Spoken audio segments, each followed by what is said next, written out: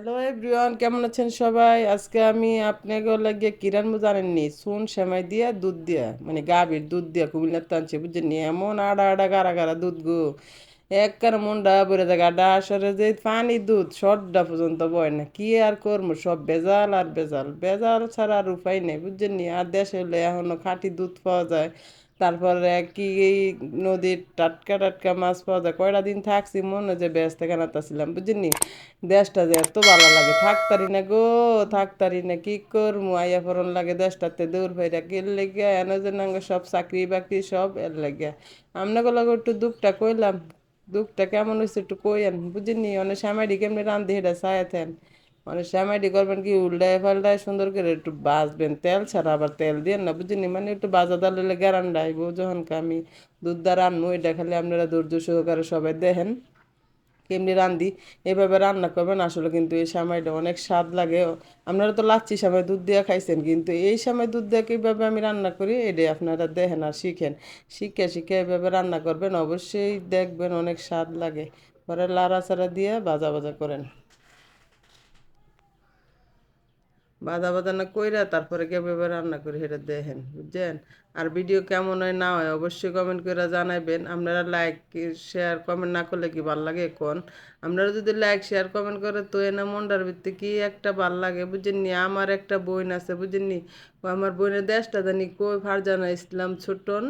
ও নিয়ে আমারে প্রতিদিন কমেন্ট করে, আমার যে মনটার মধ্যে এত শান্তি লাগে, ভালোই লাগে ওনার কমেন্টটা দেখলে। যে আমার কমেন্ট ভিডিওতে কমেন্ট করবো হ্যাঁ রে দেখলে বা হ্যার হ্যার প্রতি আমার একটা শ্রদ্ধা ভালোবাসা বাইরে দেখা বুঝছেন নি।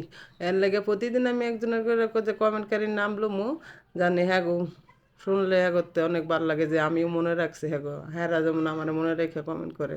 এখন দেখেন আমি দুধগুলো সব দিয়ে দিছি বুঝছেন নি, দুধ টিনা দিয়ে এলাচ দিয়ে দিছি, এই 4-5টা এলাচ দিয়ে দিছি, 2টা তেজপাতা দিবেন। আর দারচিনি কোনো দেওয়ার দরকার নেই, শ্যামের ভিতরে এলাচ আর তেজপাতাই যথেষ্ট। তারপরে দেখেন আর কি কি দেই, এভাবে অবশ্যই রান্না করবেন। আর আপনারা না পারলে অবশ্যই কমেন্ট করে জানাইবেন, আমি আপনাদের কমেন্টের উত্তর দিব। পরে আলায় সব কিছু না দিয়ে যখনকার দেখবেন দুধটা একদম সুন্দর করে বলকাইব, তখনকার আপনারা করবেন কি সেমাইগুলো দিয়ে দিবেন। এখন দেখেন কিভাবে আমি রান্না করতেছি বুঝছেন নি গো, বুঝছেন নি? খালি দেখেন স্বাদ মতো লবণ দিয়েন, সেমাই দেখে আবার লবণ ছাড়া রাখবেন। এর লেগা কয় রাজার বেডিও বেডি, নুন না দিলে ঘিও মাডি বুঝছেন নি? আঙ্গ দেশে একটা প্রবাদ আছে, এর লেগে আমি কইলাম, আপনারা আবার কইন না বেডি কি কয় না কয় বুঝছেন নি? এটা হলো কুমিল্লার প্রবাদ। এরপরে আপনাকে আবার চিনি দিয়ে দিবেন।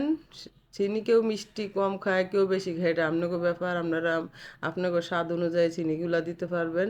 দিয়ে এই যে বলকায় পড়ছে দেখছেন নি, বলকার পরে মানে আমি ওই মানে টালা সেমাইগুলা এখন দিয়ে দিমু। এটা আমাদের কুমিল্লার অনেক পছন্দ একটা খাবার। আসলে যে আর যার দেশের খাবার হেরার কাছে অনেক প্রিয়।